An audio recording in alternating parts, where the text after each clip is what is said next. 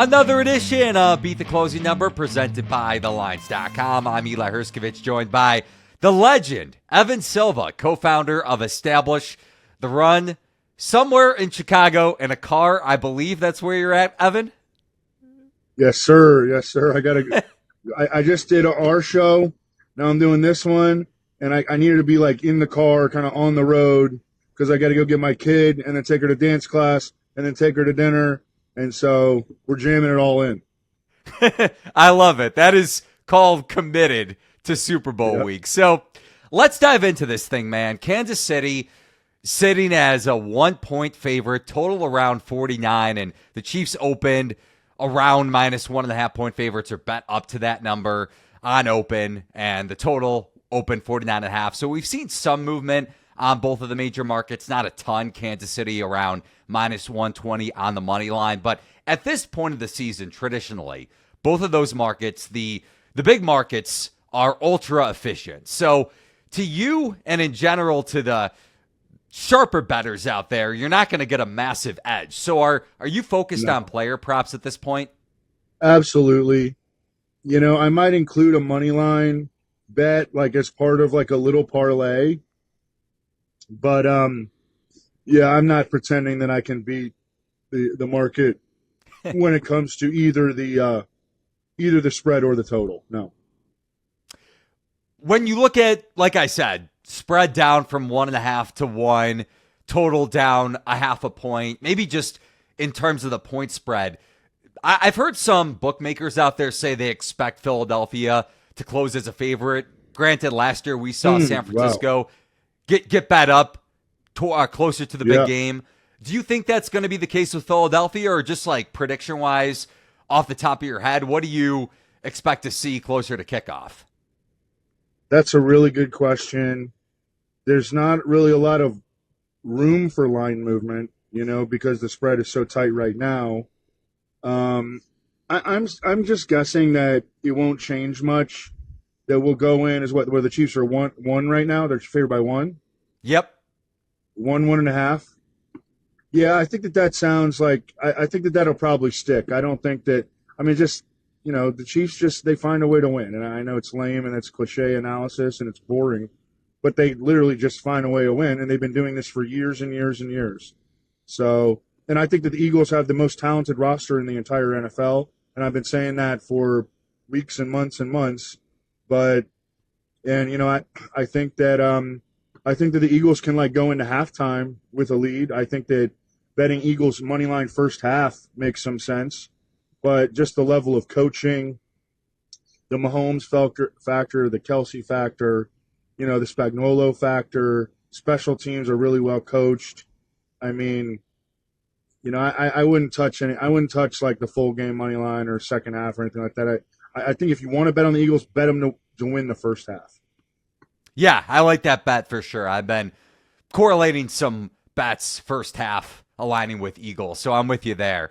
And going back to player props here, on the surface, we'll get into specific markets later on in the show, but obviously props opened up as early as last Sunday night. So about a week or so ago, ahead of the big game, 2 weeks before the big game officially. How early were you looking to get down on player props? Because we have seen some movement. A player we're going to talk about later that I want to dive into specifically, Dallas Goedert, who we both have takes on. His receiving yards prop is up a full 4 points at DraftKings. So just on, again, broadly speaking, how early were you betting some of these props? I didn't get serious about it until today because I had these 2 shows to do, honestly. I kind of took last week off. Took my kid to the Marquette-UConn game on Saturday, and I started getting seriously looking at it and prepping for these shows on Sunday, and then you know, and then bet a ton of stuff this morning. So yeah, I wasn't like jumping all over it. Dude, it's a long season. You know, I'm different than most people. Maybe you want to jump in early, especially if you're going to get a whole four yards on Dallas Goedert, that kind of a thing. But for me, like I kind of took the week off. It was a long season. I love it. Honesty is the best policy, and sometimes we all need a break, especially with a long NFL season. So, Evan, when we're looking at some of the niche markets or just specifically Super Bowl MVP. Let's start to dive into some of these prop markets and MVP markets, looking at Saquon Barkley. Plus 280 is his best price to win MVP. He has the second shortest MVP odds behind, obviously, Patrick Mahomes. Plus 120 at DraftKings. You could price shop the best odds over at TheLines.com. Jalen Hurts right behind Barkley at plus 350. Travis Kelce plus 1,800 is his best MVP price at FanDuel, and so on and so forth. Among those four players, which one stands out to you? So, I like Saquon Barkley the best. I mean, obviously Patrick Mahomes is going to be the favorite to win MVP for the game, but I think that if the Eagles win, it is likely to come on the back of Saquon Barkley. The Chiefs' run defense, a lot of advanced analytics show that the Chiefs' run defense really took a dive in the second half of the season and has been vulnerable. The Eagles have the best offensive line in football. Cam Jurgens and Landon Dickerson, their starting left guard and center, who were banged up over a couple weeks ago. They had 2 weeks to get healthy. Saquon Barkley is a guy that can make highlight reel plays, and if he makes 3 or 4 of those in this game, again, in a good matchup for him on paper, then they're playing that stuff on a loop. I think that could influence the voters. It's also a way for the voters to get back Saquon Barkley, because I don't think he's going to win regular season MVP. So if you think the Eagles can win, I think that's really what it comes down to. I think really good chance that it'll be Saquon Barkley. Yeah, and to your point, when you look at first half EPA per carry allowed, Kansas City top 5 in a good way, and then they finished the year in the back half, second half of the season, 17th, and they got underratedly trucked in the playoffs by Houston and Buffalo, whether it was Joe Mixon or Cook. I was not impressed with Kansas City and their run defense, and I know Andy Reid off of 2 weeks prep, same deal with Steve Spagnuolo, but I'm with you. Barkley, if you like the Eagles, I would much rather take Barkley MVP over Eagles money line. You're just getting more value, and it truly is correlated. If Barkley has a big game, Eagles more than likely win. If he doesn't, maybe on the losing end, just because it's a back and forth affair and Mahomes gets the last stand like we saw in overtime last year against the 49ers.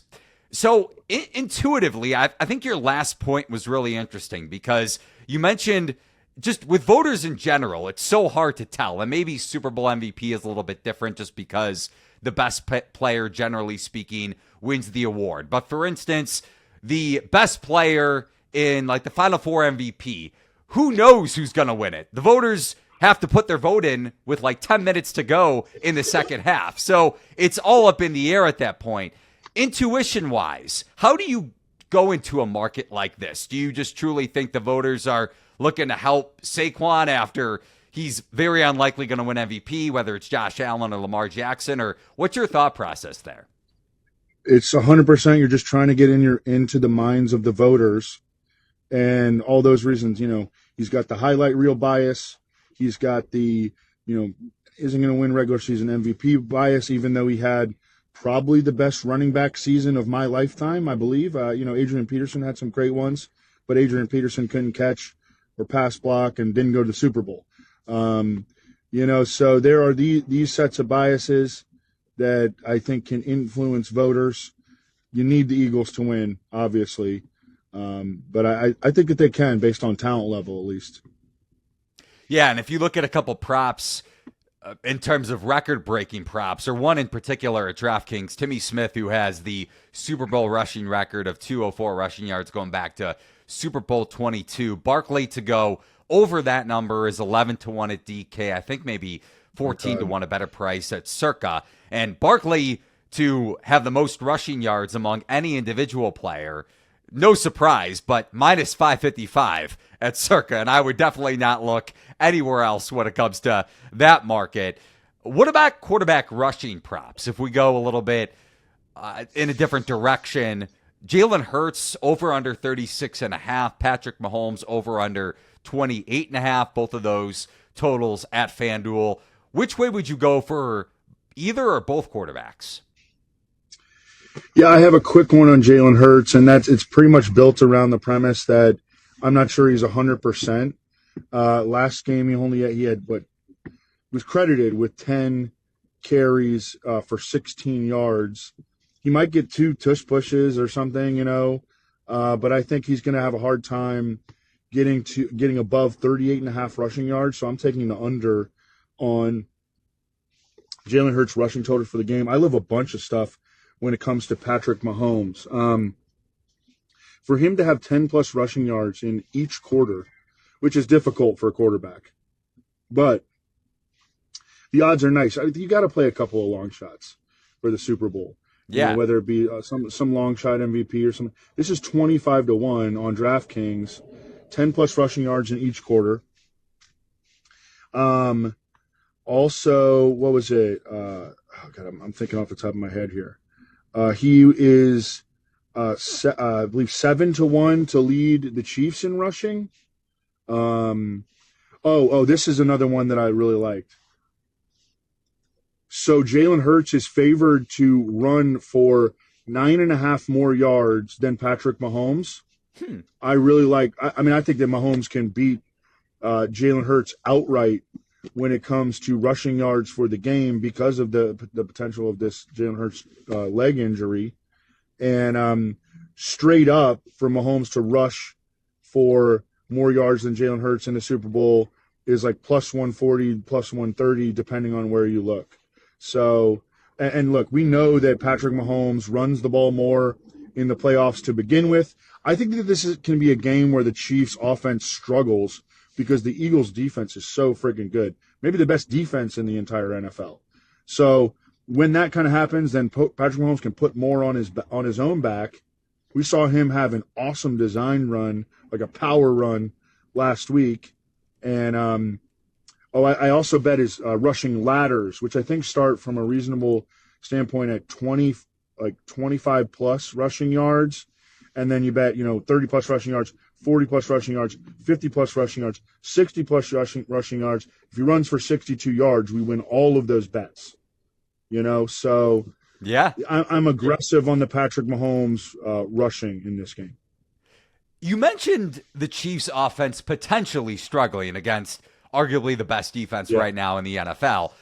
If we go back to Super Bowl 55, Mahomes struggled, and the Bucs led from the jump, essentially. Second quarter onward, at least having a double-digit lead. Do you think we can get a game like that? Like, is this a scenario where maybe you take a look at Eagles' alts if you do like Barkley MVP, if you like Philly's defensive matchup against Mahomes in this offense? Well, that game was, obviously its own game where the Chiefs had major offensive line problems, and the Bucs could really, really get after the passer. And Patrick Mahomes, he was on the ground like the entire game. It was kind of a painful game to watch for him. The Chiefs do still have offensive line issues. They're starting their left guard, Joe Thuney, at left tackle now, and they inserted a rookie, Mike Caliendo, at left guard.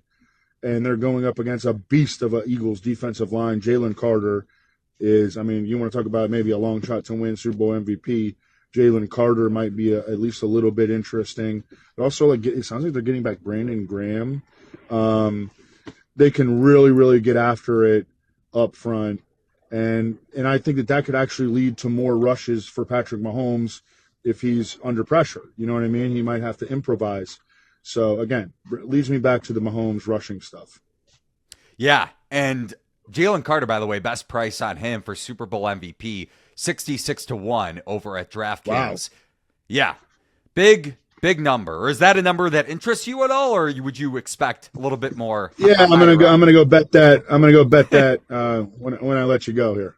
I love it. You can always search those odds at TheLines.com. So, Evan, a player prop that we mentioned earlier on, Dallas Goedert, over under 53.5. His receiving yards prop has been bet up over the last week or so. Is that a player that you're targeting when you look at yards per route run against man coverage? Goedert has been a stud this year, where we know Spagnuolo runs a ton of man coverage. So, Goedert, any other receivers that pique your interest, or is it solely Goedert that you're focusing on? It's just Goedert, and it's not necessarily his straight-up props. I'm looking at him to maybe potentially have like a bigger game. He's a tight end, and all their dudes are healthy. And so it's like we run a projection system at Establish the Run, and we actually have him set for for unders for both his receptions and his receiving yards. But I'm not a slave to the projections, and I know how well Dallas Goedert is playing, and the Eagles know how well Dallas Goedert is playing because they were giving him rushing attempts last week. He had 2 rushes for 13 yards, 7 catches for 85. He's like a featured player in their offense right now. During the regular season, the Chiefs allowed the most receiving yards in the NFL to tight ends. Over 1,000 yards receiving allowed to tight ends. And if you look at the way that their defense is structured, that makes sense. You can beat them in the middle of the field. Like you said, they play a lot of man coverage. And their outside corners, especially with Jalen Watson back opposite Trent McDuffie, who's like a borderline shutdown corner, then it's not surprising that the Chiefs get eaten up by tight ends and can be hurt defensively in the middle of the field. And Goddard has been playing really well. You remember he had a month off due to an injury late in the season. He came back for that Tanner McKee game in Week 18, and he's been balling out ever since. He almost never comes off the field. A lot of reasons to like him. The bets that I like are his ladders. Again, going back to bet him to go over 40 yards, bet him to go over 50 yards, bet him to go over 60, bet him to go over 70, bet him to go over 80. If he gets us 82 yards, we're winning all those bets. And then I also took him to be the first player in the game to reach 20 receiving yards at 7-1. Okay? So he's just got to get to 20 receiving yards. I love that. Be the first guy, and we're cooking. We're paying off the mortgage and the student debt, and we're buying the lady something nice, all right? What about Goddard MVP? No, I don't think so. Well, what are his odds though? I can't remember what I can't remember what they are. 100-1. Why not? You only live once. Fine. Put a little sprinkle. But if you have to make one MVP bet, it's Saquon Barkley. Yes. Yeah. I took it at plus 260. You said at some shops plus 280. A lot of great takes, a lot of great bets here on Beat the Closing Number presented by TheLines.com with the great Evan Silva. You can follow him on X at Evan Silva, co-founder of Establish the Run. Evan, let's get out of here before we both have a coffin attack. All right. Thanks so much for having me, Eli. All right. Appreciate the time, man.